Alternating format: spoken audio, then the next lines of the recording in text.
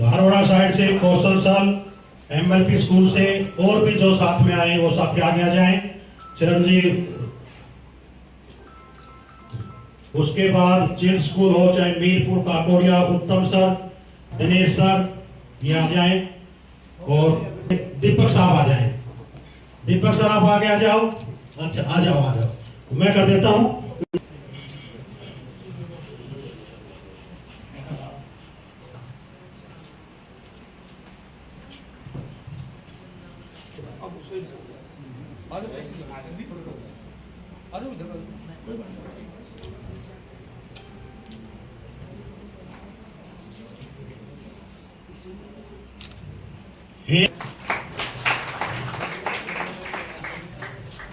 विधायक चिरंजीव राव रेवाड़ी का पगड़ी पहनाकर महिला की तरफ से स्वागत किया जा रहा है कि आप पुरजोर विधायक के लिए काम करें। मात्र आपके लिए 1 महीने का दिन है। जब आप अपने स्कूल के लिए काम करते हैं तो 1 महीने विधायक के लिए काम कर लीजिए। ये हमारे साथ 5 साल काम करेंगे और मैं अपनी एसोसिएशन के रिप्रेजेंटेटिव से रिक्वेस्ट करूंगा कि आप 5 साल जो भी आपने काम कराने हैं वो साहब की नॉलेज में डालिए। साहब इतने कच्चे नहीं है कि उनको पूरा नहीं करेंगे, पहले ही महीने में पूरा कर देंगे। ये मेरी हाथ जोड़ के रिक्वेस्ट है कि जायज या नॉमिनल या जो भी आपको फिजिबल लगती है, जो होने लायक है वो रखिए। Thank you. एक बार जोरदार मेरे साथ, क्योंकि हम शिक्षित वर्ग से हैं तो करेंगे आप। कैप्टन अजय सिंह यादव, विधायक चिरंजीव राव आगे बढ़ो, चिरंजीव राव आगे बढ़ो। धन्यवाद। आपकी जीत आज ही तय है, सब मिलकर हम आपको बधाई देते हैं। अब मैं विधायक चिरंजीव राव से रिक्वेस्ट करूंगा कि वो भी आए, अपने विचार रखें। पूर्व मंत्री कैप्टन अजय यादव जी, हमारे Ramesh Saini ji, private school welfare association के जितने भी हमारे स्कूल से आए हुए अलग अलग ओनर्स हैं, टीचर्स हैं, स्टाफ हैं, सबसे पहले तो आप सभी का धन्यवाद करता हूं कि आज आप लोगों ने ये कार्यक्रम यहाँ पर रखा और आप लोगों के जोश को देखते हुए मुझे और हौसला मिला है कि 1 अक्टूबर को अगर आप लोगों का ऐसे ही साथ और समर्थन रहा तो वो दिन दूर नहीं, जब 4 तारीख को जब नतीजे आएंगे तब सबसे ज्यादा वोटों से आपका भाई, आपका बेटा चिरंजीव राव जी से जीतेगा। आप लोगों की विभिन्न मांगों को मैंने पहले भी जब आप मेरे पास आए थे, मैंने विधानसभा के पटल के ऊपर उठाया था और मेरी तो ये कोशिश थी कि ये सरकार ही आपकी सभी मांगों को मांग ले। पर आप जानते हैं कि हठ धर्मिता इस सरकार के पिछले 10 सालों में रही है, जिससे इन्होंने हर वर्ग को परेशान किया है, चाहे किसान हो, जवान हो, नौजवान हो, और उससे हमारा जो स्कूल एसोसिएशन है वो भी अछूती नहीं रही। आपकी भी आपने देखा होगा बहुत सारे स्कूल ऐसे थे जिनको नोटिस आए जो 20-20 साल से चल रहे थे, जिनको बंद करने के इन्होंने एक दिन में ऑर्डर ले आए थे निकाल के। ये दर्शाता है कि इनको शिक्षा से कोई सरोकार नहीं। और ऐसे कई छोटे स्कूल हैं जो भाई कई सालों से मेहनत कर रहे थे गरीब बच्चों के लिए, शायद जो शिक्षा प्राप्त करने के लिए जिनके पास इतने संसाधन नहीं है वो लगातार जिसके लिए काम कर रहे थे, उनको बंद करने का जो ये निर्देश लेके आए थे, ये दर्शाता है कि इनको गरीबों से कोई सरोकार नहीं। बड़े स्कूल जो हैं जितने भी, उनके पास तो बहुत संसाधन होते हैं करने के, पर जो छोटे स्कूल हैं जो कहीं ना कहीं गरीब वर्गों के लिए काम कर रहे हैं, उनको बंद करने का जो फैसला था उसको भी हम लोगों ने उठाया था। अभी हमारे रमेश सैनी जी काफी सारी समस्या बता रहे थे कि इनके भी स्कूल हैं, चाहे जो बस का मसला है सबसे बड़ा, जिसके अंदर बस 10 साल के लिए करी जाती है, उसको इन्होंने 15 साल करने का कहा है, वो इन्होंने एक समस्या रखी है। और भी बहुत सारी समस्या हैं। जैसे ही मेरे पास ज्ञापन आया वैसे ही कप्तान साहब ने मेरे हाथ से ले लिया और बोले ये तो मेरा मामला है, मैं इसको करूंगा। तो विस्तार से तो वो बताएंगे आपको इन चीजों के बारे में, और मैं भी इसको पढ़ने के बाद विश्वास दिलाता हूँ कि हमारा जो मैनिफेस्टो आएगा उसमें हमने वैसे तो स्कूल एसोसिएशन की विभिन्न मांगों को रखा है, और इसको भी विस्तार से पढ़ के हम हमारे मैनिफेस्टो में भी डालेंगे, और जो हमारा मेन मैनिफेस्टो आएगा उसके अंदर भी हम आपकी मांगों को सभी को रखेंगे। हमने पहले भी आपकी आवाज को उठाया, आने वाले समय के अंदर भी आप लोगों की मांगों को हम उठाएंगे। आज जैसे कि रामोतार जी बता रहे थे, करीबन 43 स्कूलों से लोग यहाँ पर आए हैं, तो आधी विधानसभा ही नहीं, मैं कहूँगा पूरी विधानसभा से लोग यहाँ पर आए हुए हैं, क्योंकि ऐसे ऐसे स्कूल हैं जो एक स्कूल में 3-3, 4-4, 5-5 गाँव के लोग जो हैं वो पढ़ने के लिए जाते हैं। और सही बात रमेश जी ने कही कि 36 बिरादरी होती है, 37 बिरादरी कोई है तो वो आप लोग हैं, क्योंकि जो काम आप कर सकते हो वो कोई और नहीं कर सकता। जिस तरह से मैंने देखा है शिक्षक लोगों को समझा सकते हैं, उस तरह से कोई नहीं समझा सकता। हम कभी गांव में जाते हैं, वार्ड में जाते हैं, अगर एक शिक्षक मिल जाए साथ देने वाला, तो आपको किसी और व्यक्ति की जरूरत नहीं समझाने के लिए, वो व्यक्ति अकेला ही बहुत है लोगों को समझाने के लिए, क्योंकि आप लोगों का जो वर्ग है वो असल मायने में समझता है कि भाई कौन सी सरकार ठीक है, किसने काम किया है। और आप लोगों ने अब तो दोनों सरकारें कम से कम 10-10 साल के लिए देख लिया। शिक्षा के मामले में देखेंगे तो हमने यूनिवर्सिटी बनवाई थी मीरपुर के अंदर। आज मेरा भी जाना हुआ था, कुछ मेरी बहनें यहाँ जा रही थी, उनसे मैं बात कर रहा था कि भाई आप लोगों को हमारा सबसे अच्छा काम क्या लगा जब हम लोगों की सरकार रही, तो उनका जवाब सबका एक साथ था, जो आपने यूनिवर्सिटी बनाई। बोली हमारी बहनें जो थी वो पढ़ने के लिए रोहतक जाया करती थी, भिवानी जाया करती थी, कुरुक्षेत्र जाया करती थी, पर आज आप लोगों ने जो यूनिवर्सिटी यहीं बना दी उसका हमें बहुत लाभ मिला। और उनको दुख इस बात का था कि धीरे धीरे कोर्सेज बंद होते जा रहे हैं, शिक्षकों की कमी है, बच्चों को अच्छे शिक्षा ना मिलने की वजह से कितने बच्चे हमारे ऐसे हैं जो फेल होते जा रहे हैं, कितने हमारे टीचर्स हैं जिनको हटाने लग रहे हैं, ये स्टाफ की कमी वहां पर है, आज बिल्डिंग की हालत खराब है। इस बात का हमें भी दुख है कि भाई हम लोगों ने जो एक पौधा लगाया था जब हम लोगों की सरकार थी, कप्तान साहब ने बहुत संघर्ष करके वो यूनिवर्सिटी यहाँ लेकर आए थे। चाहे आपका सेक्टर 18 के अंदर कॉलेज बनाने की बात हो, चाहे खरखड़ा में कॉलेज बनाने की बात हो, ITI लाने की बात हो, पॉलिटेक्निक लाने की बात हो, तो हम लोगों ने भी कोशिश ये करी कि वे शिक्षा की तरफ हम काम करें। हमारे दादाजी स्वर्गीय राव उदय सिंह जब अपने समय के अंदर वो चाहते थे कि हमारा जो पैतृक गांव है वहां DAV का स्कूल खुले। उनकी सोच थी ये कि भाई अगर अच्छा स्कूल हो, अगर अच्छी शिक्षा मिलेगी तो बच्चे आगे तक जा सकते हैं। वो सपना कहीं ना कहीं हमारा स्कूल का तो नहीं पूरा हो पाया, पर हमने शिक्षा के मामले में बहुत सारे एजुकेशनल इंस्टीट्यूट्स खोले, चाहे लॉ का खोला हो, MBA का खोला हो, BEd का खोला हो, नर्सिंग का खोला हो, जिससे फायदा इस इलाके को हुआ। तो मुझे लगता है हमारी एक सोच थी कि शिक्षा का अगर विस्तार करेंगे तो उसका फायदा पूरे समाज को होगा। तो आने वाले समय के अंदर आपकी जितनी भी मांगे हैं इनको हम पुरजोर तरीके से उठाएंगे, और मैं आपको इस बात की पूरा विश्वास दिलाता हूं कि हमने जब भी मौका मिला लोगों के लिए ही संघर्ष किया है। मेरे पिछले 5 साल जो गए, हमने ये कोशिश करी कि कभी भी रेवाड़ी के लोगों को ये ना लगे कि उनकी बात कहीं भी दबी हो। कोई भी आपका मुद्दा रहा हो उसको हम लोगों ने उठाया था, और अब तो मुझे लग रहा है अच्छा समय आ रहा है। पिछली बार तो 75 पार का नारा था, मोदी जी की एक प्रचंड हवा चल रही थी पूरे देश में, हम लोगों की एक भी सीट नहीं आई थी, और लोकसभा में उस प्रदर्शन के बाद हम लोग विधानसभा में 31 सीट जीते। अब की बार हमारा प्रदर्शन बहुत बेहतर रहा, हमने 10 में से 5 सीटें जीती हैं। और जिस तरह से लोगों का माहौल मिल रहा है, क्योंकि मैं भी पिछले 1 महीने से लोगों के बीच में जा रहा हूं, अलग अलग तरीके से, चाहे सभा के जरिए से, चाहे डोर टू डोर से, चाहे लोगों से हम बात कर रहे हैं, लोगों का जो चेहरे पे खुशी है और जो उन्होंने 10 साल का जो दुख झेला है, उससे ये मुझे उम्मीद भी है और विश्वास भी है कि हम लोग आने वाले समय के अंदर सरकार बनाएंगे। और आपने तो बहुत कम मांगे रखी है यहाँ पर, मेरी तो सोच उससे बहुत आगे है कि भाई आपको तो हम अच्छी एजुकेशन आपके जरिए देंगे, पर हम ये कोशिश करें कि इस इलाके के अंदर IIT आए, IIM आए, ताकि बच्चों को दूर ना जाना पड़े और यहीं अच्छी शिक्षा मिल जाए। ऐसी हम सोच को लेकर आगे बढ़ेंगे। आप सब लोगों ने आज जो इतना अच्छा कार्यक्रम किया, इसके लिए पूरी वेलफेयर का मैं धन्यवाद करता हूं।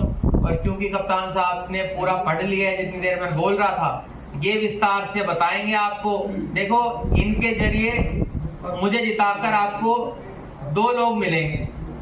एक तो आपका आशीर्वाद रहा तो मैं तो आपको मिलूंगा, और इनके साथ 6 बार का आपको एक्स्ट्रा एक्सपीरियंस भी मिलेगा। तो 1 वोट के साथ आप 2 चुनने का काम करेंगे। आप लोगों ने जितना मान सम्मान किया, इसके लिए आप सभी का बहुत बहुत धन्यवाद। जय हिंद, जय भारत। अब मैं निवेदन करूंगा माननीय कप्तान साहब से आए और वो हमें शुभ आशीर्वाद दें। यहाँ से विधायक चिरंजीव राव, रमेश सैनी जी हमारे प्रदेश के पिछड़ा वर्ग के अध्यक्ष हैं, अनिल राव जी, और प्राइवेट स्कूल वेलफेयर एसोसिएशन के आपके अध्यक्ष, और सभी स्कूल से आए हुए प्रिंसिपल्स, शिक्षक, ओनर्स,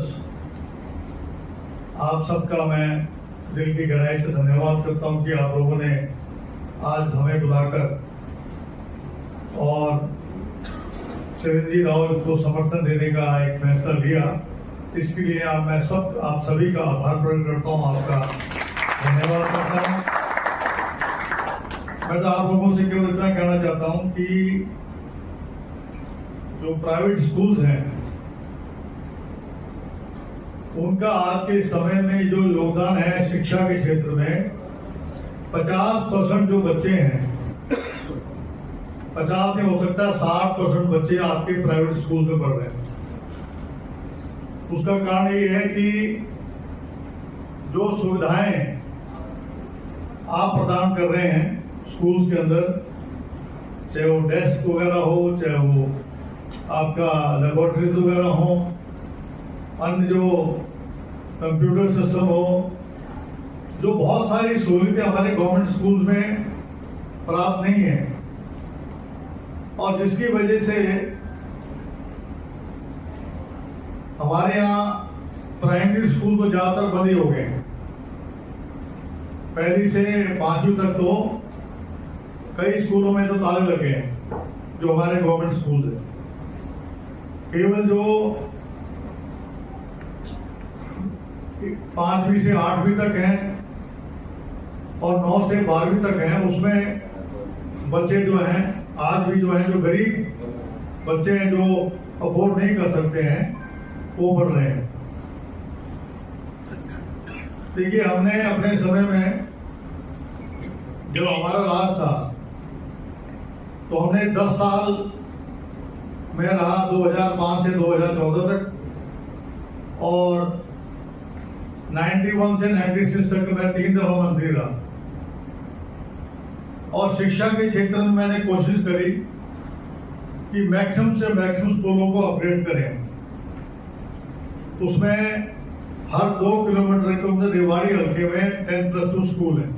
हर 2 किलोमीटर में आप कहीं चले जाए, रेवाड़ी हल्के में 10+2 स्कूल हमने बनाए।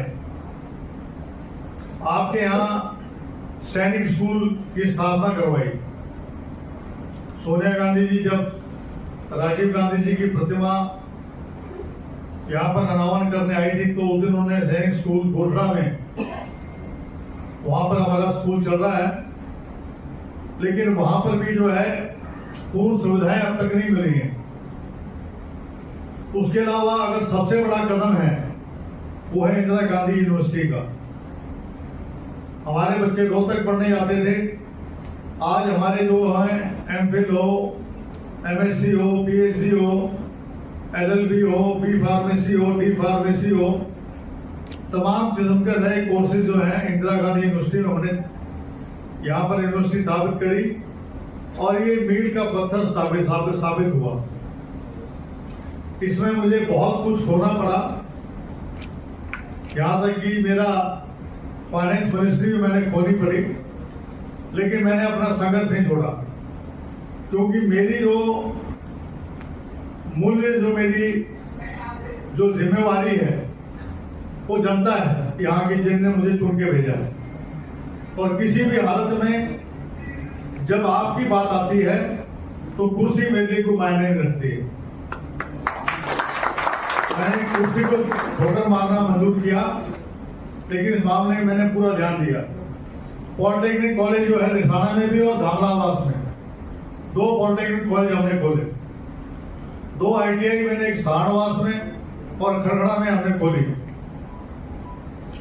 गवर्नमेंट गर्ल्स स्कूल रेवाड़ी में, जिसका नाम मैंने सावित्री बाई फुले रखा। आप सब जानते हैं कि हमारे देश की प्रथम शिक्षिका सावित्री बाई फुले थी, इसलिए जो है हमने उस गर्ल्स कॉलेज का नाम सावित्री बाई फुले रखा। ये मान सम्मान जो है तमाम हमारे देश की महिलाओं के लिए है कि हरियाणा में अगर कोई कहीं भी है, अगर पहला सावित्री बाई फुले स्कूल का नाम रखा तो रेवाड़ी में है जो कॉलेज हमने खोला। और हमने एक ITI सारवास और एक ITI खरखड़ा में खोली। उसी प्रकार से गवर्नमेंट कॉलेज खरखड़ा में खोला। तो कहने का तात्पर्य यह कि शिक्षा के क्षेत्र में हमारी पूर्ण कोशिश रही कि ज्यादा से ज्यादा हम काम करें। मैं आपका जो है डिमांड्स को मैं पढ़ रहा था, तो उसमें जो सबसे बड़ी बात है कि आपको मुझे बताया, इसमें लिखा गया है कि जो फिक्स डिपॉजिट स्कीम थी आपकी, वो इन्होंने बहुत ज्यादा इंक्रीज कर दी है, फिक्स डिपॉजिट स्कीम जो है।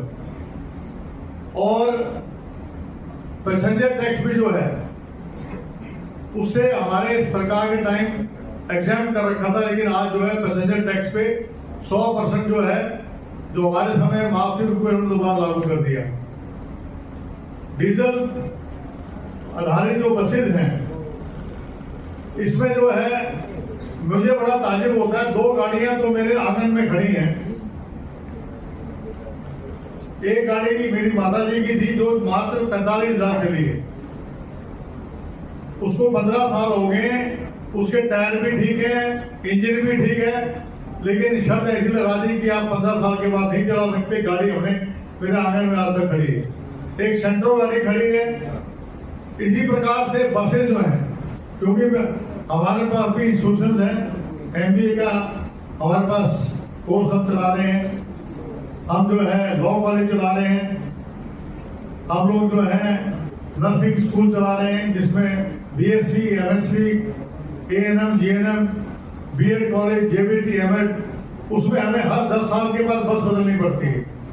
और मैंने इसमें पढ़ रहा था, मैं सारा नहीं पढ़ पाया मैं, कि कोविड के समय 3 साल तक स्कूल हमारे बंद रहे, उसके बावजूद भी जो लिमिट है उसको कम से कम 3 साल तो बढ़ाना चाहिए था, तो इस सरकार ने नहीं बढ़ाया।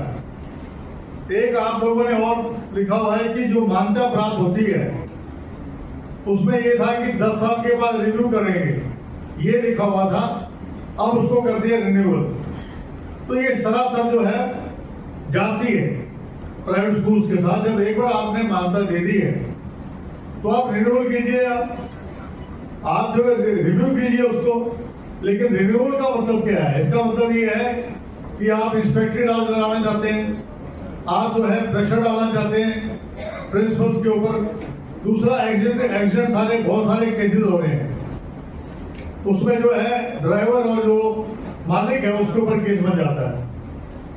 अब एक्सीडेंट केस तो किसी के साथ एक्सीडेंट हो सकता है, ये बात जरूर है। अगर कोई रैश ड्राइविंग कर रहा है तो ड्रिंक करके पी रहा है, पी के गाड़ी चला रहा है, ओवरलोड करके चला रहा है, तो बात अलग है। अदरवाइज जो है इसके ऊपर जो है जहां तक हो सके इस पर ध्यान देना चाहिए सरकार को, इसके ऊपर कोई पॉलिसी बनाए। एक जो सबसे बड़ी बात मैंने देखी